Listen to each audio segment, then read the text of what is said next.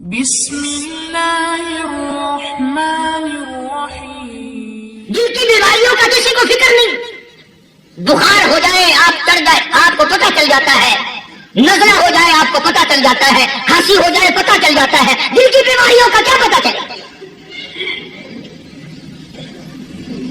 صحابہ کرام رضوان اللہ تعالی علیہ مجمعین کی جماعت کے اللہ پاک کے محبوب حضرت محمد رسول اللہ صلی اللہ تعالی علیہ وسلم نے دلوں کی صفائی کی ہے۔ پہلے لوگ جھوپڑیوں میں کچے کوٹھوں میں رہتے تھے، نہ اتنی صفائی تھی نہ اتنی ترقی تھی۔ آج برتنوں کی صفائی دیکھو، کپڑوں کی صفائی دیکھو، مکان کی صفائی دیکھو، رات دن بدیسی دھندے میں لگے ہوئے، سارا دن برتن دھونے سے فرصت نہیں، سارا دن کپڑوں کی بناؤ اور سوار میں فرصت نہیں۔ تو اللہ والے ایسے موقع پر بڑی عجیب بات کہتے ہیں، وہی مجذوب ہے، مجذوب علی رحمت کرتے ہیں بظاہر تو ہر شے میں بے حد صفائی، بظاہر تو ہر شے میں بے حد صفائی، مگر دل میں ہے گندگی انتہائی۔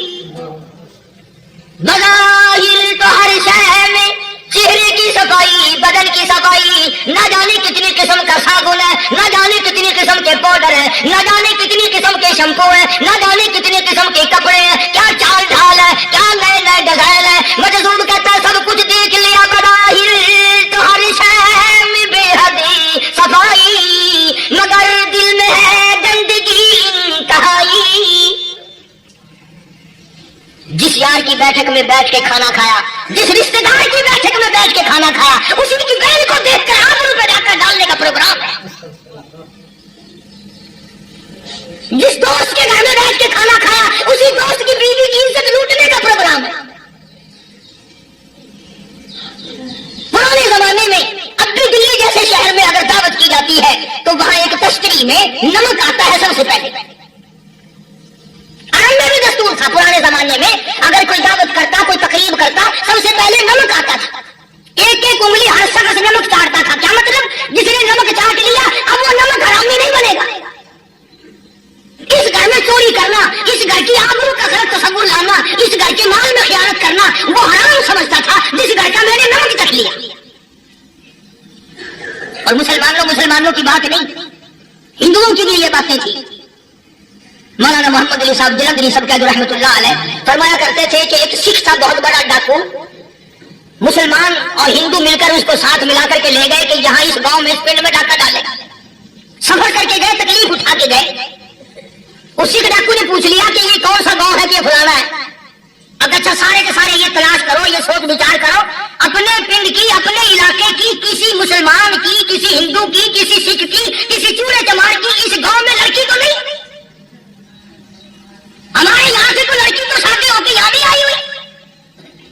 ان سالوں میں سے کہنے لگا کہ ہمارے بھنگی کی لڑکی جمادار کی یہاں آئی ہوئی ہے۔ کہنے لگا واپس چلو، بیٹی بیٹی ہے، چاہے بھنگی کی ہو یا نواب کی ہو۔ ارے کل بیٹی کا ڈولا دیا تھا، دھکا ڈالنے میں شرم نہیں آئے گی؟ آج وہ تصور کہاں چلے گئے؟ اور ہم سب روتے پھرتے ہیں سکون نہیں، سکون نہیں، اطمینان نہیں۔ ارے اطمینان آئے گا کیسے؟ ہمارے دل بے ایمان ہے، نیتیں خراب ہے، آئے گا کہاں سے؟ صحابہ کرام رضوان اللہ تعالی علیہ مجمعین کی جماعت نے اس قدر اس بات پہ محنت کی اور کوشش کی کہ غلط لقمہ بھی پیٹ کے اندر نہ چلا جائے۔ چنانچہ میں اعلان کہتا ہوں 1,29,000 صحابہ کرام، کالی کملی والے کے دیوانے اور پروانے، حضور کے یار جانثار، حضور کے ساتھ فاقہ کھانے والے، فاقوں مرنے والے، پتھر کھانے والے، اپنے بچوں کے ٹکڑے ہوتے ہوئے دیکھ کر لا الہ الا اللہ محمد رسول اللہ کی صدا بلند کرنے والے صحابہ کرام کا یہ حال تھا۔ پیدل سفر کر کے جاتے تھے یہودی عیسائی، شام نکل گئے، فلسطین نکل گئے، ہندوستان آ گئے، 2 سال لگ جاتے تھے، اپنی جوان بیٹیوں کو مسلمانوں کے گھروں میں چھوڑ کے آ جاتے تھے۔ کبھی نگاہ نبوت نے جن کو رنگ دیا تھا، کبھی کسی صحابی پہ ذرا برابر الزام نہیں لگا۔ ان یہودیوں کا، ان عیسائیوں کا یہ عقیدہ تھا کہ محمد صلی اللہ علیہ وسلم کے جو غلام ہیں ان کی نگاہ بھی پاک ہے، ان کے دل بھی پاک ہے، ان کے ارادے بھی پاک ہیں، ان کے ہاتھ بھی پاک ہیں۔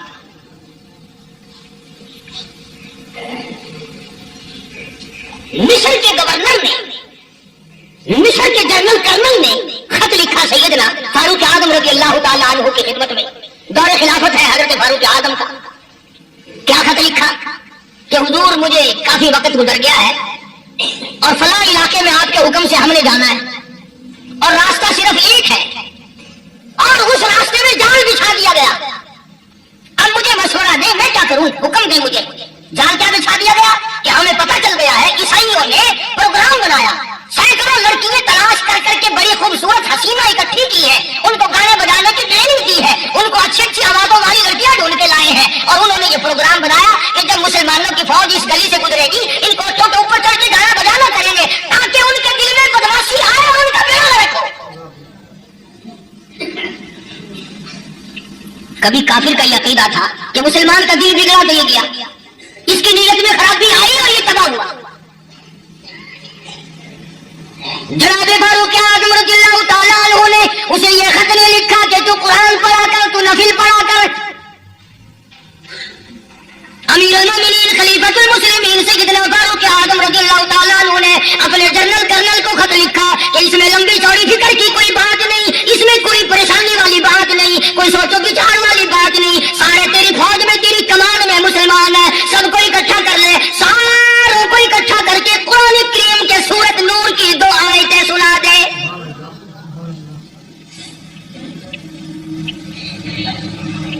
ये भी नहीं फरमाया कि सजा सुनाओ, इतने कोड़े लगेंगे, जो खिलाफ करेगा यूं कैद होगी, ये कोर्ट मार्शल कर दिया जाएगा, कुछ नहीं। जनाब फारूक आज़म रज़ियल्लाहु ताला अन्हु की राय देखो, उनके ख्याल में कुरान करीम में इतनी बड़ी ताकत है, इतनी बड़ी अजमत है, इतनी बड़ी करामत है, कलाम इलाही में इतना बड़ा शरफ है। ऐलान कर दिया, फरमाया अपने कर्नल को सारी फौज को, लश्कर को इकट्ठा करके कुरान करीम की फला फला आयत सुना दे। और उसके बाद बेधड़क फौज को, लश्कर को उसी रास्ते से गुजार के ले जा, बेधड़क ले जा। हाय, कभी कुरान की 2 आयतों से काम बन जाता था, अब सारे कुरान से मेरा तेरा काम नहीं बनता। कसूर कुरान का नहीं है, ये मेरा तेरा है। ये तो इतनी वफादार कलाम है, इतनी पाक कलाम है, खुदा की कसम। हजारों रजिस्टरों के डब्बे, हजारों चाय के डब्बे, हजारों मिठाई के डब्बे, लाखों करोड़ों दवाइयों के डब्बे गंदे नालों पे, कुड़ियों पे, रूढ़ियों पे पड़े हैं और जिस गत्ते ने कुरान के साथ यारी लगा ली, खुदा की कसम कोई आदमी बगैर वजू उस गत्ते को भी हाथ नहीं लगा सकता। हजारों नहीं, लाखों कपड़े मार्केट में पड़े, पर जिस कपड़े ने कुरान से यारी लगा ली, जो कपड़ा जुज़दान बनकर कुरान पे चढ़ गया, लोग उसको भी चूमते हैं और चूमना चाहिए। यारो, कपड़े ने कुरान से यारी लगाई तो कपड़ा अजमत वाला बन गया, गत्ते ने यारी लगा ली तो गत्ता बन गया। हजारों किस्म के कागजात रोजाना दलील होते फिरते, जिस कागज में कुरान लिखा गया वो अजमत पा गया, जिस स्याही से कुरान लिखा गया वो स्याही अजमत वाली बन गई। अरे अगर मुसलमान कुरान को अपने अंदर पैदा कर ले, उसकी अजमत को बसा ले, उसको अपना लाहे अमल बना ले, उसको अपने सर पे रख ले, तो क्या ये बंदा कुरान के साथ वफादारी करे तो कुरान क्या ख्याल है, कुरान बेवफाई कर देगा? यकीन नहीं, यकीन असल बात इत्काद की है। यकीन का तो यह आलम बना हुआ कि अगर कोई चोरी का मामला हो जाए और किसी पर शुभ हो, अगर उसे कहो कि कुरान उठा दे तो देर नहीं लगाएगा, और अगर कहे कि फलानी खानगाह का कुंडा मार जाते, ये काम मैं नहीं करता। खानगाह के कुंडा पे ईमान है, कुरान पे ईमान नहीं। उस पर यकीन है कि पीर अंधा कर देगा, और यहाँ यकीन नहीं कि जिस खुदा ने पैदा किया अगर मैंने झूठा कुरान उठाया तो वो बर्बाद कर देगा। अजीब अजीब लोग। चुनाचे मिस्र के कर्नल ने, मिस्र के जनरल ने सारी फौज को इकट्ठा कर लिया। उसने भी ये बात तो नहीं कही कि फारूक आजम को दोबारा खत लिखता कि हजरत ये तो 2 आयतें आपने लिखी, ये तो सारा कुरान रोज पढ़ते हैं, पर बनेगा क्या? जैसे फारूक आजम का यकीन था, फारूक आजम की फौज के कर्नल का भी यकीन है, फारूक आजम के फौज के जनरल का भी यकीन है। उसने सारी फौज को इकट्ठा किया, लश्कर को जमा किया और उसके बाद कहने लगा कुल्लिल मुमिनीन यगुद्दू मिन अबसारिकुम व यहफज़ू फुरूजहुम ज़ालिका अज़का लहुम इन्नल्लाह खबीरुम बिमा यसनऊन। खुदा तुम्हें कहता है अपनी आंखों की हिफाजत करो, अगर तुम्हारी नजरें गलत जगह पड़ी अपनी इज्जत की हिफाजत करो, अपनी आबरू की हिफाजत करो। अगर गलत नजरें पड़ी, गलत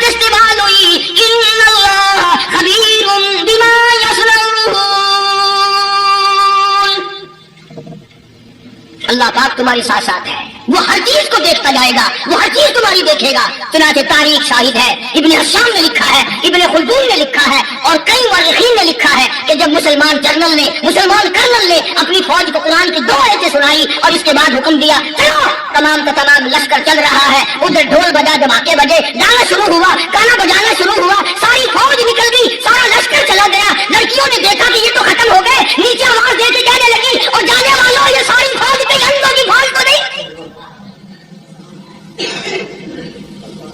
یہ حسن کا نظارہ اور یہ ڈانس اور یہ آواز، ہم ناچ ناچ کے تھک گئی، کوئی سر نہیں اٹھاتا۔ اور آج دیکھ لیں آپ، ہر گھر کے اوپر وہ لگا ہوا ہے ایریل، لعنت کا ایریل لگا ہوا ہے، لعنت کا۔ حاجیوں تم کیا کہتے ہو کہ ہمارے گھر کا اس میں کیا بگڑے گا؟ خدا کی قسم وہ بگڑتا ہے، وہ دیمک لگتی ہے، وہ تباہی پھرتی ہے، تمہیں پتہ بھی نہیں چلتا۔ تم نے کیا سوچ رکھا ہے؟ مسلمان کرنل کے حکم پہ ساری فوج نکل گئی، ناچنے والی گانے والی لڑکیاں عیسائیوں کی حیران ہے، کیا ہوا؟ لاکھوں کی تعداد میں فوج گزر گئی، کوئی نگاہ اٹھا کے نہیں دیکھتا۔ ایک مسلمان سپاہی گزرتا گزرتا نیچی نظریں کیے کہنے لگا سر کیسے اٹھائے، نگاہ کیسے کوئی اٹھائے گا؟ یہ سارے کے سارے اللہ کا قرآن سن کر آئے ہیں۔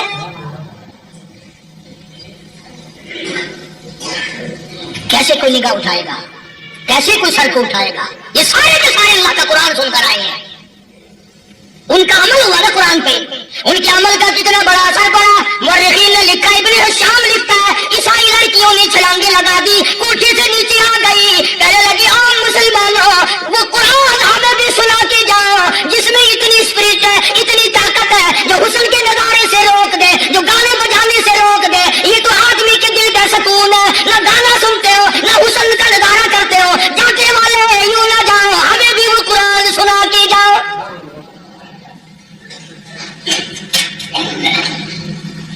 اس قرآن میں کتنی بڑی طاقت ہے، وہ کتنی عظمت ہوگی، اس میں اس کلام میں کتنی برکت ہوگی، جس کلام میں یہ تاثیر ہے کہ وہ ایسی ایسی چیزوں سے روک دیتا ہے۔ چنانچہ ایک مسلمان سپاہی چلتا بھی جاتا ہے اور کہنے لگا وَقُلْ لِلْمُؤْمِنِينَ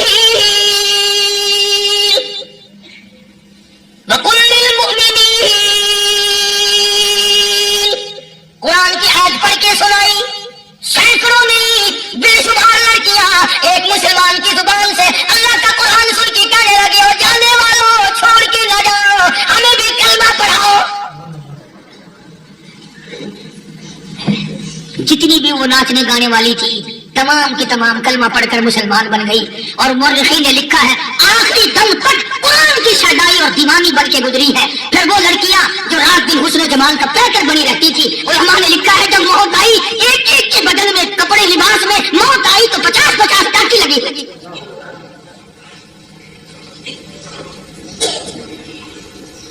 بتائیے تو آج بھی بڑی جھاڑا پنجی ہے، بڑی صفائی ہے، بڑی دوڑ دھوپ ہے۔ اسی کو مجذوب الالام کہتا بظاہر تو ہر شے میں بے حد صفائی، مگر دل میں ہے گندگی انتہائی، کبھی اس کے دھوکے میں آنا نہ بھائی، یہ سب ہے رعائی، بس ہے رعائی۔ یہ تو چیز ہی کچھ نہیں، بڑے بڑے دھندے ہمیں پلٹتے دیکھے، بڑے بڑے نظام بگڑتے دیکھے۔ محمد عربی صلی اللہ تعالی علیہ وسلم کے دربار میں بڑے بڑے لوگ آتے تھے۔ اللہ غنی، نگاہ نبوت نے جس کو رنگ دیا سبحان اللہ، پھر قیمت جو بن گیا وہ اسلام کے دولت سے پیچھے نہ آیا۔ کوئی پیچھا پھر کے دیکھا ہی نہیں کہ ہم کیا کر رہے ہیں۔ ایک لذت تھی، ایک کیف تھا، ایک سرور تھا صحابہ کرام کا۔ کہاں سے وہ چیز ہم لائیں، کیسے ہم نے وہ چیز پیدا ہوگی؟ جنگ بدر ہوا، بڑی بہترین بات ہے، توجہ لکھ کے لے جاؤ، انشاءاللہ قبروں میں دعائیں دو گے۔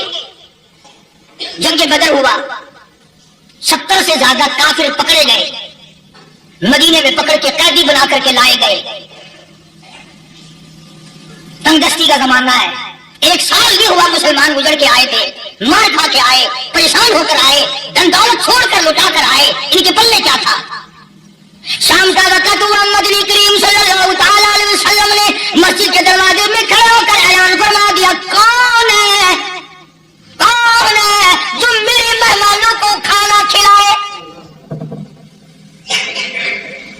اور وہ مہمان کو شہنشاہ نہیں تھے، ہیں بھی کافر، ہیں بھی اسلام کے دشمن، آئے بھی صحابہ کرام کو مارنے، میدان جنگ سے پکڑ کے لائے گئے، جنگی کہتی ہیں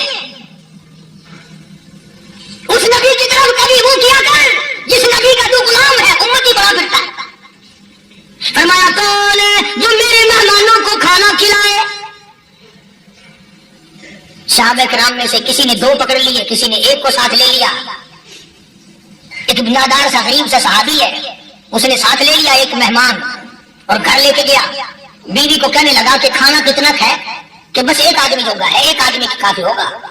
کان میں کہنے لگا اپنی بیوی کے، دستور تھا عرب کا، مہمان اور میزبان اکٹھے کھایا کرتے تھے، اپنی گھر والی کے کان میں کہنے لگا کہ اس کے آگے کھانا رکھ دیں گے مہمان کے، جب یہ کھانا شروع کر دے گا کسی بہانے سے دیوا بجھا دیو، میں یوں ہی منہ کو خالی ہلاتا رہوں گا، یہ کھانا کھا لے گا، پیٹ بھر جائے گا اس کا۔ چنانچہ کھانا آگے رکھ دیا، جو کچھ بھی تھا اس نے کھانا شروع کیا کہ جی آپ بھی کھائیں، کہ ہاں میں بھی کھا رہا ہوں۔ بس یوں ہی کھانے میں بھی ہاتھ لگائے، منہ کو بھی ہاتھ لگائے اور منہ کو چلائے بھی برابر، بیوی نے چراغ بجھا دیا۔ یہ عمل تو صحابی کر رہا اپنے گھر میں، ادھر قرآن کریم نازل ہو گیا محمد کریم صلی اللہ علیہ وسلم کے ساتھ میں، فرمایا وَيُؤْثِرُونَ عَلَىٰ أَنفُسِهِمْ وَلَوْ كَانَ بِهِمْ خَصَاصَةٌ وَمَن يُوقَ شُحَّ نَفْسِهِ فَأُولَٰئِكَ هُمُ الْمُفْلِحُونَ۔ اور میرے محبوب مبارک کو، تیری امت میں ایسے لوگ بھی ہیں جو اپنا منہ خالی ہلا رہا ہے، بیوی بھوکی بیٹھی ہے، چراغ بجھائے بیٹھی ہے اور اپنے ہاتھ کو خالی چلا رہا ہے اور میرے بندے کا پیٹ بھر رہا ہے۔ اور میرے محبوب مجھے اپنی عظمت کی قسم، میں تیرے ان دیوانوں پہ جنت واجب کر چکا۔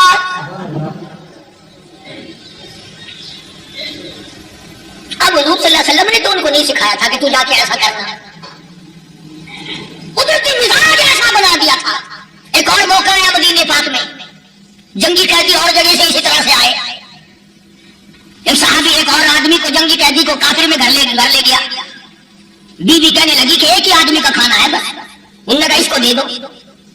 وہ کافر جنگی قیدی کہنے لگا جی آپ بھی کھائیں، کہنے لگا بھی بات ہے صاحب 1 آدمی کا کھانا ہے، تو کھانا کھا، میں درخت کے پتے چبا لیتا ہوں۔ وہ کہنے لگا میں کھاؤں گا پتے، انہوں نے کہا تو رئیس آدمی ہے مکے کا، میں پرانا غریب ہوں، مجھے پتے چبانے کی عادت ہے، تیرے پیٹ میں درد نہ ہو جائے، میں عادی ہوں پتے چبانے کا۔ اس نے پتے چبا لیے، کافر مسافر اور مہمان جو تھا جنگی قیدی اس کو کھانا کھلا دیا۔ دوسرے دن پھر ایسی نوبت آئی، اس نے کہا آپ بھی میرے ساتھ کھانا کھائیں گے؟ کہ نہیں بھائی تو کھا، میں پتے چبانے کا عادی ہوں۔ 2 دن تو اس کافر نے کھانا کھا لیا، اور جب تیسرے دن اس کے آگے کھانا آیا، انہوں نے کہا بھائی تو ہی کھا، بس اتنا ہی کھانا ہے، میں تو میاں بیوی ہم تو پتے چبا لیں گے۔ اور کہنے لگا